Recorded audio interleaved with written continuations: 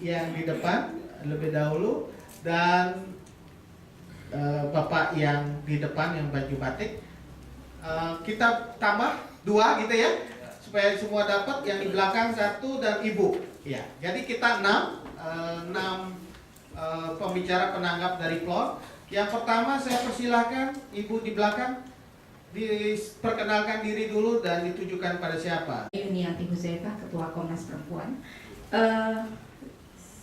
Juga apresiasi atas pertemuan ini, dan saya membaca grand arsitektur kabinet yang disampaikan oleh Lan. Saya senang human rights sudah disinggung di sana, dan tadi sejumlah narasumber juga melihat bagaimana soal hak asasi menjadi satu prioritas yang penting. Human rights masuk dalam konstitusi, tetapi kelembagaannya ya itu belum diatur dalam konstitusi. Itu satu catatan. Yang kedua, dari kacamata Perserikatan Bangsa-Bangsa, sekarang arsitektur sebuah lembaga yang demokratis dan berprinsip pada human rights harus ada elemen yang keempat, namanya lembaga HAM nasional. Kita sudah punya, ada Komnas HAM, Komnas Perempuan, dan Komnas Perlindungan Anak Indonesia. Nah, orang sering berpikir bahwa sudah ada Kemenkumham, sudah ada Kementerian Pemberdayaan Perempuan, nggak perlu lagi lembaga atau National Human Rights Institution. Dalam kacamata PBB, dia harus menjadi elemen keempat setelah eksekutif, legislatif, dan yudikatif. Dia merupakan correctional system yang harus ada dalam sebuah negara yang berprinsip pada human rights, karena negara tidak bisa mengambil dirinya sendiri. Jadi ini penting untuk mulai bukan hanya dipercakapkan, tapi bagaimana memikirkan dalam skema arsitektur tersebut memasukkan lembaga HAM nasional. Karena selama ini disimplifikasi masuk dalam lembaga non struktural, yang dalam konsep ini dia signifikasinya dianggap rendah. Temuan Komnas Perempuan, setiap hari anak-anak kita yang perempuan itu disasar menjadi korban kekerasan seksual 35 korban setiap hari. Dalam setahun ada 216.000 korban kekerasan, dan mayoritas adalah KDRT. Kekerasan seksual dari 93.000, 70% terjadi di ranah domestik dalam relasi personal. Jadi ini kalau dilihat kerja dari temuan-temuan Komnas Perempuan, dan salah satu fungsi lembaga HAM nasional adalah memantau, memberikan koreksi, memberikan rekomendasi, dan rekomendasinya tentu untuk informasi sebuah kebijakan. Dan sejumlah partai saya sangat apresiasi juga sudah memahami konsep ini. Jadi ini mari kita pikir bersama sebetulnya di mana meletakkan lembaga HAM nasional ini supaya dia menjadi prioritas. Dia tidak bisa digantikan dengan adanya kementerian, karena memang dia harus elemen yang independen, dan menurut Paris Principle memang dia harus elemen yang terpisah. Bahkan di sejumlah negara dananya pun menjadi dana consolidated fund yang tidak bisa diintervensi karena dia merupakan untuk menjaga independensinya. Itu mungkin dari saya. Terima kasih. Terima kasih Ibu. Kita lanjut ke depan, Pak Lambo. Ya. Saya ingin memberikan sumbang saran terhadap pertemuan ini. Pertama-tama saya ingin komentari judul seminar ini. Seminar Nasional Arsitektur Kabinet 2014-2019. Menurut saya lebih bagus kita ganti aja arsitektur kabinet Indonesia yang ideal. Mengapa saya katakan? Karena saya hitung-hitung waktu 2014-2019 ini bulan Desember. Jadi seminar ini kalau tidak juga terlambat ini. Kita hitung, akankah kalau ini yang dipaparkan tadi itu akan merubah undang-undang kementerian? Kelihatannya ya. Mengubah undang-undang kementerian kita lihat sekarang. Sekarang bulan Desember. Bulan April kita sudah pemilu. Sudah memilih anggota DPR. Kemudian ini. Kapan lagi ini dibahas? Jadi sebenarnya kalau 2012 kalau itu harus merubah undang-undang kementerian, nggak sempat lagi. Mengapa saya katakan tadi mungkin lebih tepat arsitektur kabinet yang ideal bagi Indonesia. Tak kapan saya nggak tahu. Nah, itu yang pertama. Kemudian yang kedua, begitu saya lihat dari Pak Agun dengan Pak Hasto berbicara, yang terbayang dalam pikiran saya, oh inilah pemimpin masa depan.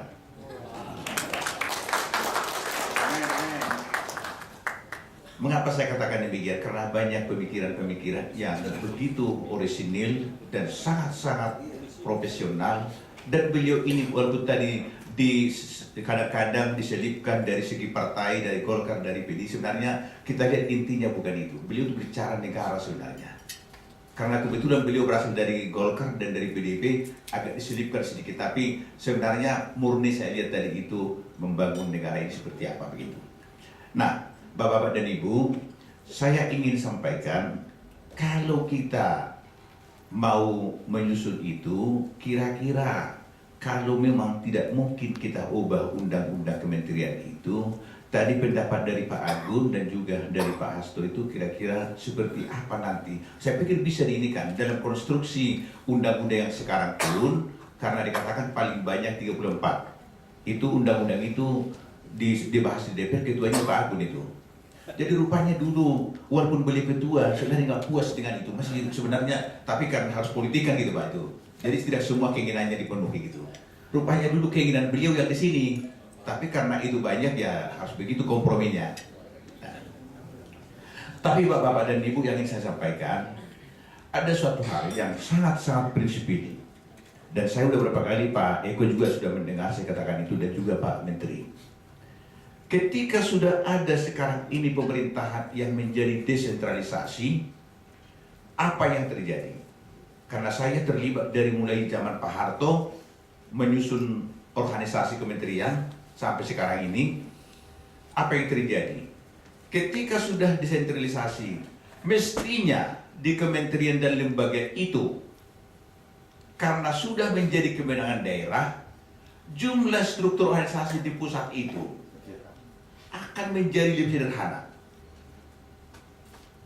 Saya tidak berbicara jumlah kementeriannya. Di kementerian itu, mestinya kalau dulu 5 dirjen waktu masih sentralisasi, mestinya sekarang menjadi 2. Tapi sekarang menjadi 10. Ada 11.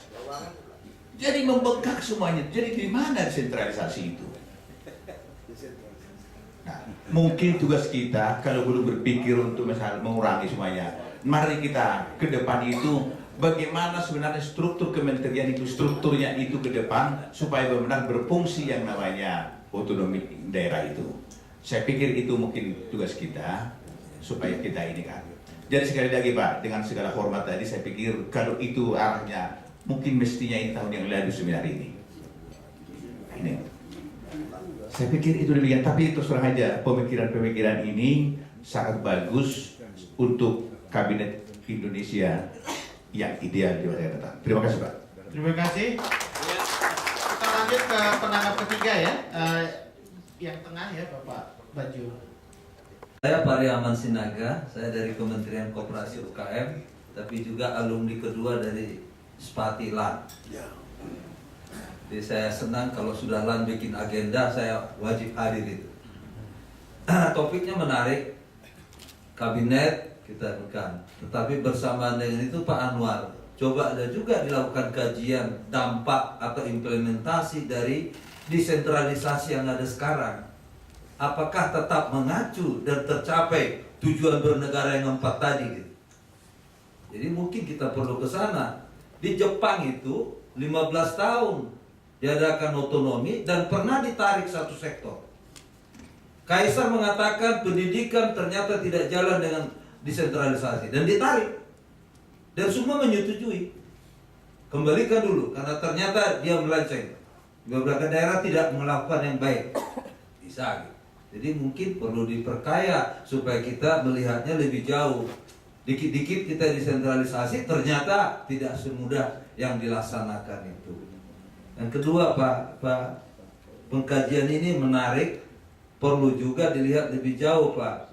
Ini kan analisis dari sudut kepakaran.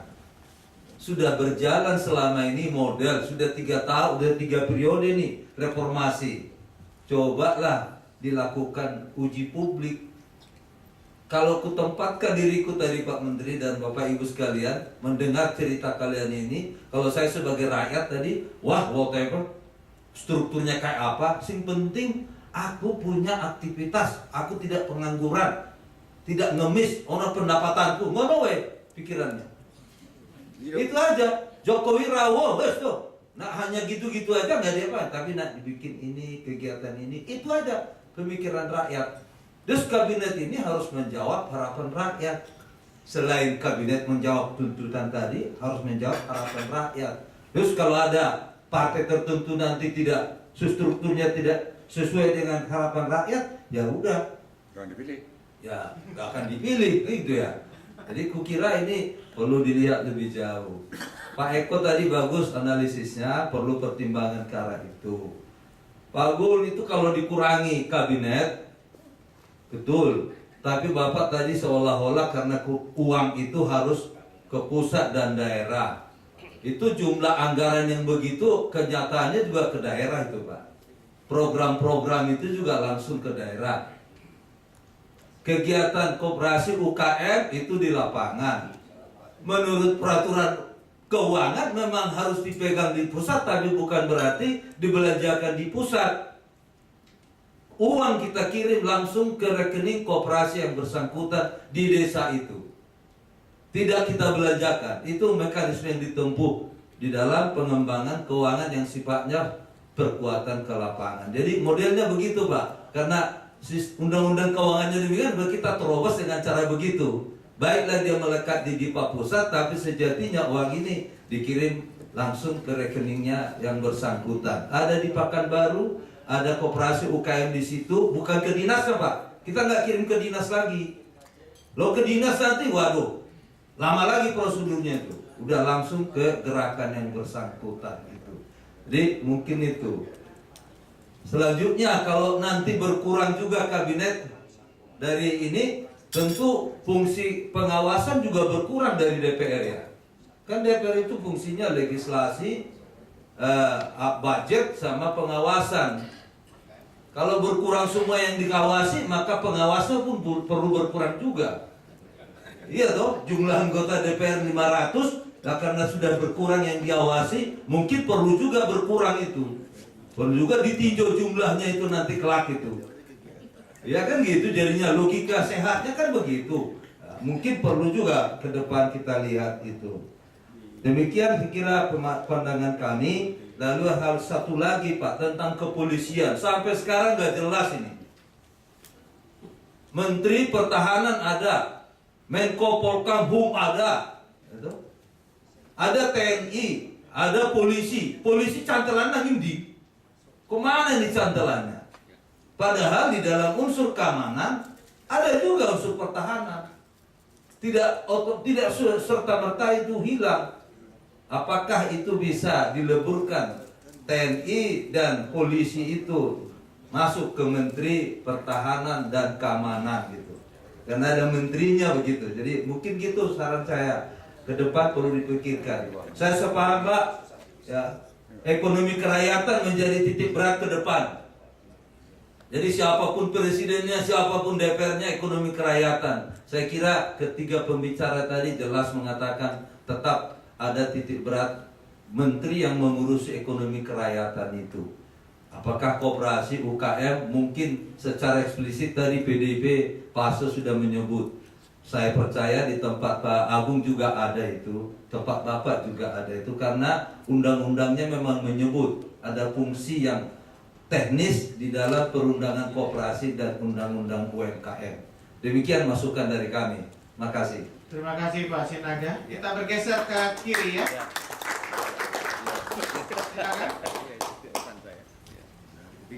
Terima kasih. Nama saya Bakti Nugroho, saya dari Komisi Penyiaran Indonesia Pusat. Terima kasih juga atas materi-materinya yang luar biasa, yang sangat mencerahkan dan membuat semangat job ini, terutama dari Pak Agun dan Pak Hasto sebagai politisi muda yang ide-idenya sangat progresif, mungkin sangat revolusioner gitu. Juga hasil penelitian dari Pak Anwar. Saya hanya ingin sedikit bertanya secara sederhana. Arsitektur itu kan terkait dengan soal rancang bangun wadah. Bagi saya itu adalah wadah. Wadah itu gampang. Jumlahnya berapa itu? Yang penting bagi saya adalah rohnya, jiwanya arsitekturnya apa. Sejak saya mahasiswa, 30 tahun yang lalu dari UNDI. Saya menyaksikan seminar seperti itu sangat sering. Sangat sering. Kajian dibikin, seminar dibikin. Sistem politik dirubah-rubah. Tetapi hasilnya apa? Hasilnya akan mutak. Juga ini serius luar biasa. Saya sebagai generasi muda, saya sudah nyaris tidak percaya dengan kepemimpinan yang sekarang terjadi. Kalau dulu zaman Orde Baru semua disalahkan Pak Harto. Sekarang reformasi yang disalahkan siapa? Kalau kita bicara dari sisi heavy, maka yang paling disalahkan adalah anggota DPR. Karena apa? Karena semuanya urusan DPR. Tadi Pak Agung sangat bagus bicara tentang efisiensi dan efektivitas. Kita kaitkan dengan soal cost and benefit. Reformasi yang sekarang terjadi, yang sudah hampir 12 tahun ini, dengan sistem politik yang multi partai, cost-nya berapa yang dikeluarkan, benefitnya apa? Kalau kita nggak bicara dengan situ percuma. Berapa triliun uang digelontorkan akan selalu habis. Data yang kami dapat, jumlah anggota DPR yang korupsi sampai sekarang sudah 99 orang.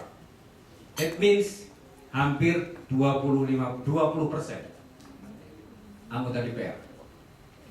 Kepala daerah 309. Artinya separuh lebih.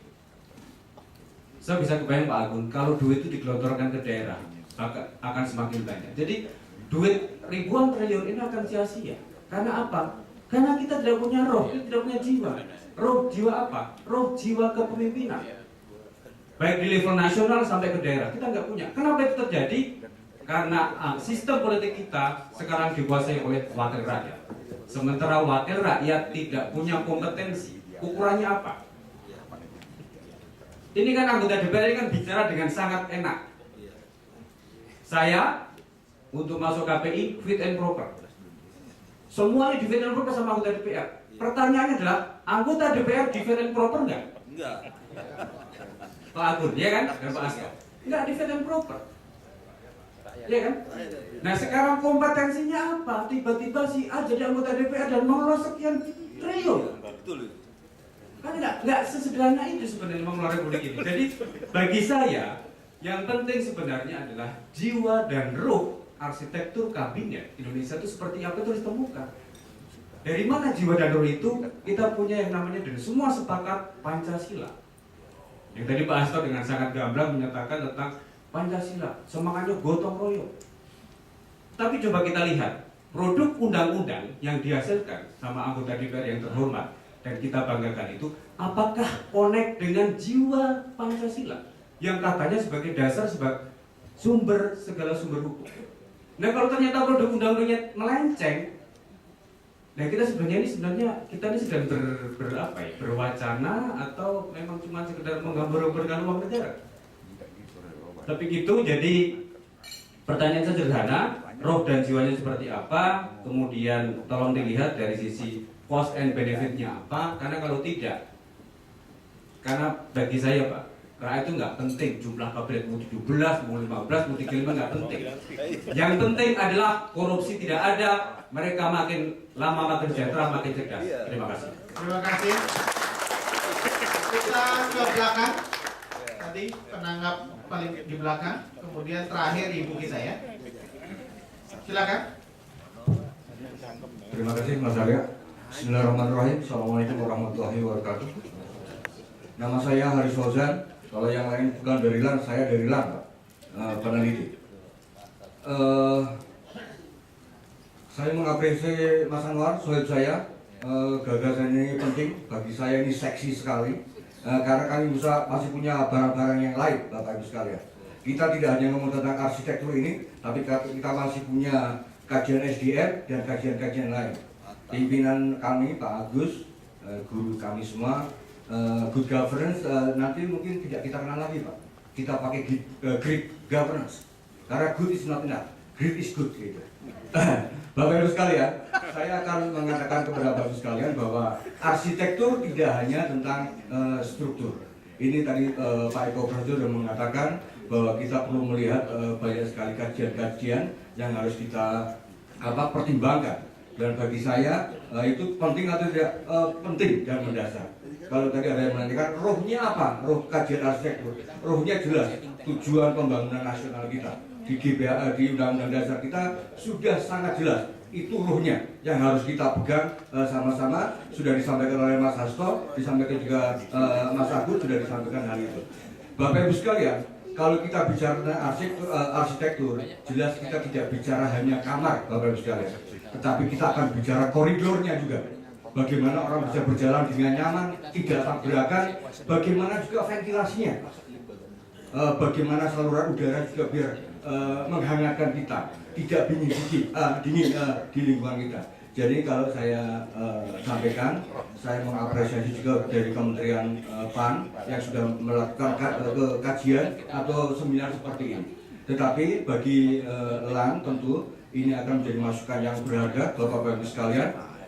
Dan Mas Agus tadi mengatakan di sini tidak ada orang-orang gendek, Mas Agus. Di sini orangnya gila semua. Karena apa? Berpikirnya gila, dan gila itu waras kalau menurut saya.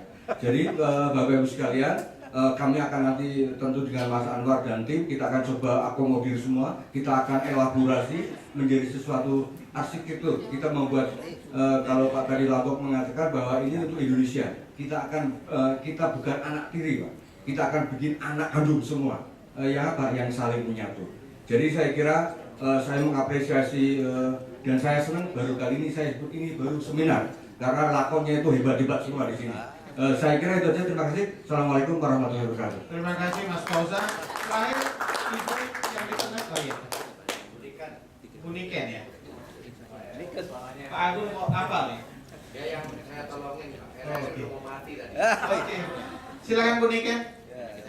Terima kasih. Nama saya Rosarita Niken Nigestuti dari Radio Republik Indonesia. Suaranya mengepas. Suaranya mengepas. Dari Sabang sampai Merauke. Pak Agun dengar, ingat kalau suaranya merdu. Baik, Bapak Ibu sekalian, saya kira luar biasa sekali seminar nasional yang diselenggarakan oleh LAN. Kebetulan saya juga alumni dari LAN dan juga Lemhanas, ada Pak Chandra. Pemikiran-pemikiran dari Bapak Anwar tadi, kajian sangat luar biasa, Pak Asto, Pak Agung, dan Bapak Wamen, ini sangat luar biasa sekali. Bagaimana Indonesia tahun 2045 nantinya akan menjadi superpower mulai dari hari ini. Karena arsitektur kabinet ini merupakan sarana untuk kemajuan Indonesia. Tetapi yang ingin saya tanyakan kepada bapak-bapak sekalian, kalau tadi rekan saya Pak Bekti menyampaikan banyak pertanyaan atau sebuah gugatan begitu, saya ingin menanyakan sistem pemerintahan Indonesia saat ini lebih cenderung kuat DPR daripada eksekutif. Padahal sistem kenegaraan kita adalah sistem presidensial. Nah, untuk ke depan, bagaimana kabinet ini menjadi kabinet yang kuat kalau sistem negara kita dikembalikan kepada sistem presidensial. Karena kabinet saat ini, bahkan pun masyarakat itu tidak tahu siapa Menteri A, siapa Menteri B. Begitu, tidak seperti waktu Orde Baru. Nah, bagaimana penguatan terhadap kabinet agar kabinet ini benar-benar bisa memanage, membantu presiden memanage negara. Ada sebuah pepatah mengatakan tidak ada negara gagal, tidak ada negara miskin kecuali negara salah urus. Nah, kabinet inilah yang akan mengurus Indonesia. Maka mari kita kembalikan kabinet pada posisi yang seharusnya sesuai dengan undang-undang. Atau kalau sistemnya mau diganti parlementer, ya itu tentunya masalah tersendiri. Kemudian yang kedua, saya sungguh sangat bahagia sekali dari bapak-bapak sekalian ini menempatkan orientasi negara Republik Indonesia sesuai dengan geopolitik dan geostrategis. Dalam arti Indonesia 75% adalah lautan, kita adalah negara kepulauan, hanya 25% daratan. Tetapi orientasi